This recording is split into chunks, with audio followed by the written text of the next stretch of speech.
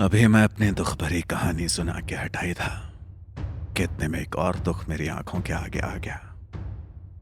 मैं, रश्मि और रघु अब अंदर के कमरे में छुपे हुए थे।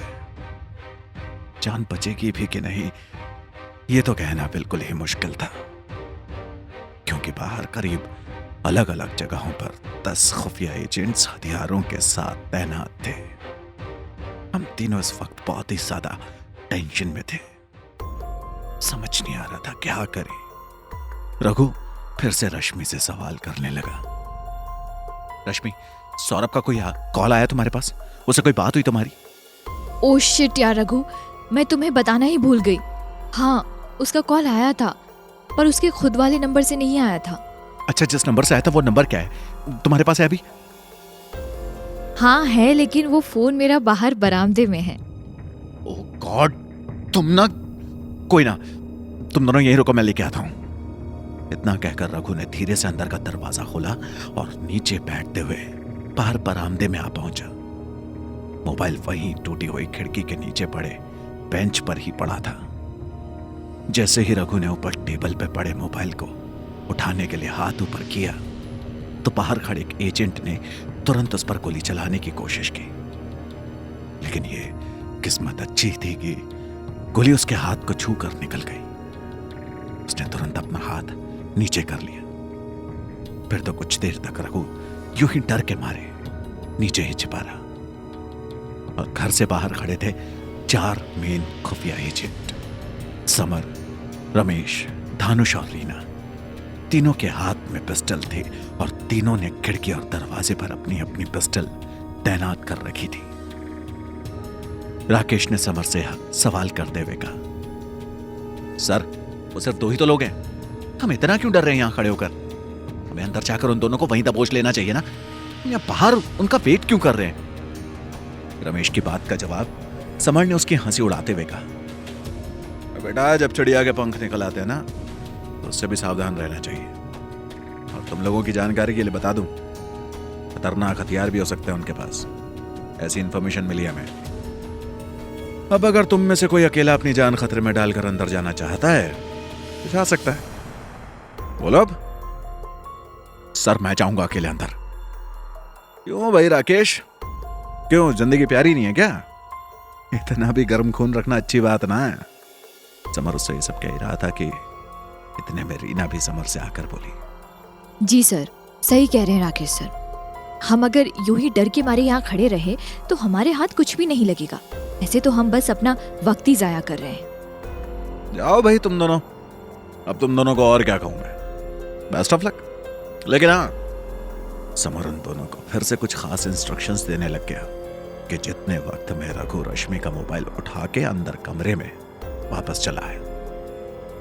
रघु ने तुरंत उस अनजान नंबर से आए नंबर पर कॉल करने की कोशिश की, और नेटवर्क कमजोर होने के कारण कॉल करीब कुछ देर में लग पाया। जैसे ही गाड़ी चलाते सौरभ के पास में पड़े मोबाइल की रिंग बजी, उसने फटाक से कॉल को पिक किया और बोला, रश्मि, कहाँ हो तुम लोग? इस तरफ से रघु ने जल्दबाजी करते हुए कहा, यार, हम गुड़गांव के पास ही एक गांव मांगर पानी में है, और यार हमें उन खुफिया एजेंट्स ने चारों तरफ से घेर रखा है। बताओ हम क्या करें? हमारे पास तो गन भी केवल एक ही है, और वो करीब 5 या 6 लोग हैं शायद। सौरभ बोला, रघु, अब मेरी बात सुन ध्यान से। मैं तुझे कुछ नहीं होने दूंगा मेरे भाई, बस मेरे ऊपर भरोसा कर और जैसा मैं कहता हूं वैसा कर। हाँ बोलो। सौरभ ने भी डरते हुए रघु के सामने अपनी बात रखते हुए कहा, तू ये बता, बस वहां से पहाड़ी इलाके तक जाने के कितने रास्ते हैं? ये बात रघु को शायद पता नहीं थी, क्योंकि उसका पहले भी कभी यहां आना जाना नहीं हुआ था। इसलिए उसने ये सवाल उसके पास में खड़े रामकिशन यानी मुझसे किया। अंकल जी, यहां से निकलने के कितने रास्ते हैं? मुझे भी इस वक्त अपनी जान प्यारी थी, इसलिए मैंने भी इस बार बिना कोई फालतू सवाल किए रघु को यहां से निकलने के रास्ते के बारे में बताते हुए कहा, यहां से निकलने के 3 रास्ते हैं, जिसमें से पीछे का सबसे बेस्ट है बेटा। उसमें यह खतरा है कि बस हम लोगों ने नजर नहीं आने चाहिए। आगे तो फिर गलियां ही गलियां हैं, और ऊपर पहाड़ियां हैं, और पहाड़ियों से दूसरी तरफ उतरते ही सड़क आ जाती है। ठीक यही सब जानकारी उसने सौरभ को दी और फिर सौरभ ने ये सब सुनते हुए कहा, ओके अब सुन, तुम दोनों किसी भी तरीके से पीछे वाले रास्ते से पहाड़ियों से नीचे उतर आओ सड़क पे, मैं तुम्हें वहीं मिलूंगा, मेरे पास गाड़ी है, तुम फिक्र मत करो। और इतना कुछ कहकर सौरभ ने कॉल कट कर दिया। अब यहां सवाल यह था कि आखिर यहां से निकले तो कैसे निकले। रघु ने कोई तरकीब लगानी शुरू की और इस बार मैं भी उन दोनों के साथ साथ यहां से निकलने की सोचने लगा। हम सब यहां इतना सोच रहे थे और इतने में वहां रमेश और रीना ने अंदर आने की पूरी तैयारी कर ली। अब हमारे पास करीब कुछ ही मिनटों का वक्त था जिससे हम खुद को बचा सकते थे। मैं और रश्मि सब सोच ही रहे थे कि इतने में रघु को एक आइडिया सूझ गया, लेकिन मैंने कभी सपने में भी नहीं सोचा था कि मैं किसी ऐसे हादसे में भी शामिल हो जाऊंगा। इससे पहले कि रमेश और रीना अंदर घुसते, उससे पहले ही रघु ने सावधानी से कमरे से बाहर आकर अंदर पड़े गैस सिलेंडर को खुला छोड़ दिया और किचन में से माचिस उठा के अंदर कमरे में आ गया और मुझे और रश्मि को समझाते हुए कहने लगा, अब तुम दोनों ध्यान से सुनो, ये काम बहुत ही ज्यादा मुश्किल है। मुश्किल मतलब बहुत ही ज्यादा टफ। जो समझो हमारी जान पर बनी है बस, और हमें किसी भी तरह से बचना है। इसलिए अब आप दोनों पिछले गेट से निकलने के बजाय ऊपर छत से नीचे पिछली गली में उतर जाओ, ओके?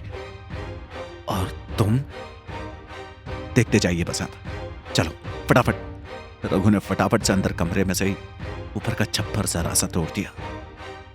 कच्चा सा तो घर था, बस रहने जितना था, पूरा का पूरा ईंट पत्थर का नहीं था। ऊपर की जो छत थी वो पुराने टाइम के बनने वाले टीन के डब्बों से बनी हुई थी। छत से बाहर निकलने का फायदा ये था कि चारों तरफ घर ही घर थे, जिसके चलते छत पे से लेटते हुए आसानी से गली में आया जा सकता था, वो भी बिना किसी को दिखाई दिए। रघु ने सबसे पहले रश्मि को ऊपर बाहर की तरफ पहुंचाया। बेचारी रश्मि जाने क्या क्या करना पड़ रहा था उसे, लेकिन थी एक हिम्मत वाली लड़की। ऊपर निकलते ही लेट गई और फिसलते फिसलते नीचे आ उतरी। फिर रघु ने मुझे ऊपर से निकलने में मदद की और मैं भी उसके जैसे ही फिसलते फिसलते नीचे आ गया। नीचे आते ही हम दोनों ने भागना शुरू कर दिया। भीड़ सी गली थी जिसमें से किसी को दूर से देख पाना तो बिल्कुल मुश्किल ही था, और जबकि समर की टीम सिर्फ सामने और पीछे के एरिया पे कवर किए हुए थी।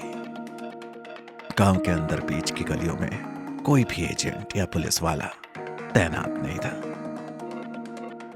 वैसे भी एक मिशन था, इसलिए इन स्पेशल कॉप्स को काम में लगाया था और इसमें पुलिस वालों को इन्वॉल्व होने की कोई परमिशन नहीं थी। ना बस उनसे जितनी हेल्प मांगी जा रही थी उतनी इन कॉप्स को मिल जाती थी। खैर, इधर रमेश ने लात मार के दरवाजा खोला और हाथ में बंदूक लिए अंदर की ओर धीरे से कदम बढ़ाने लगा। पीछे पीछे रीना भी धीरे धीरे अंदर आई। मैं और रश्मि बचते बचाते पहाड़ी तक पहुंचने ही वाले थे।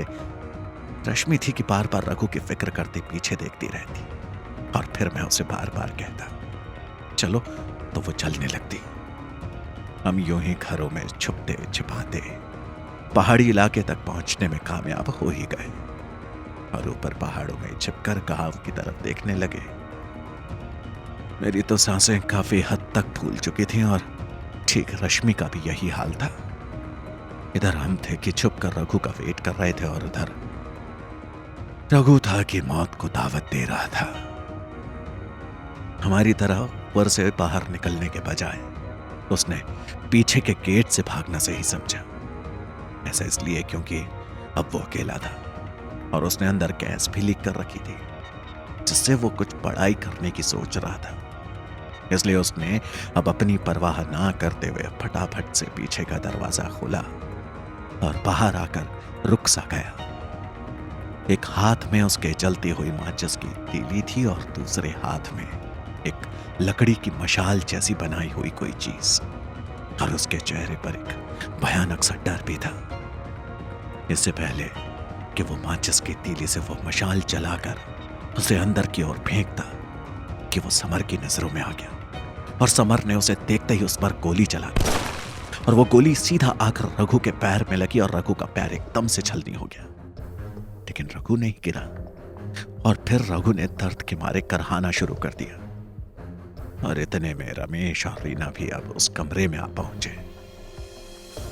गैस सिलेंडर के काफी देर तक लीक होने के कारण अब गैस जो थी उन दोनों को चढ़ने लगी और उन दोनों का दम भी घुटने लगा।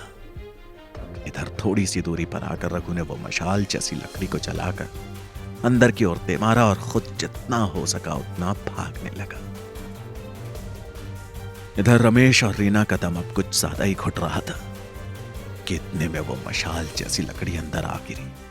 गैस ने तुरंत उसे पकड़ लिया और गैस सिलेंडर वहीं फट गया। पूरा का पूरा घर उड़ा दिया गया। रमेश और रीना तो बेचारे बस चलते बने। सिलेंडर फटने से आसपास के घरों को भी बहुत नुकसान हुआ और आधे एरिया में जगह जगह धुआं और आग लग गई, जिसके चलते इतनी दूर खड़े समर और उसके साथी भी कुछ हद तक इसकी चपेट में आ गए, जरा जरा से जख्मी हो गए। और ये नजारा पहाड़ी पर से देख रहे रश्मि और मैं, हम तो हैरान हो गए कि आखिर ये क्या कर दिया रघु ने। फिर देखते ही देखते रघु भी लंगड़ाते हुए हमारे पास आ पहुंचा। गांव में फायर ब्रिगेड एम्बुलेंस के आने की वजह से चारों तरफ भीड़ सी इकट्ठा हो गई और यहां तक अभी तो समर और उसके साथी भी घायल हो चुके थे और जो बचे 3 या 4 एजेंट जो छुपे हुए थे वो इस हादसे को देखते ही वहां जा पहुंचे और इसका फायदा हम तीनों को मिला। मुस्कुराते हुए रघु शान से हमारी तरफ बढ़ रहा था, जिसे देखकर मुझे लग रहा था कि ये जो आज हुआ ये क्या था, क्यों हुआ, तो किस लिए और किसने किया। मुझे भले इसकी कुछ खबर नहीं थी पर इतना जरूर समझ गया कि लोग जरूर कुछ बड़ा करने वाले हैं। रघु यार, बहुत बड़ी गड़बड़ हो गई है यार। अब तो तुम सब जल्दी ही पकड़े जाओगे। अच्छा, मैं तुम्हें अभी व्हाट्सएप पे एक वीडियो क्लिप भेज रही हूँ, तुम उसे देख लेना एक बार और सौरभ को भी सब बता देना। कुकू FM हिंदी चैनल को सब्सक्राइब करना ना भूले और बेल आइकन प्रेस करके अगले एपिसोड की नोटिफिकेशन पाए।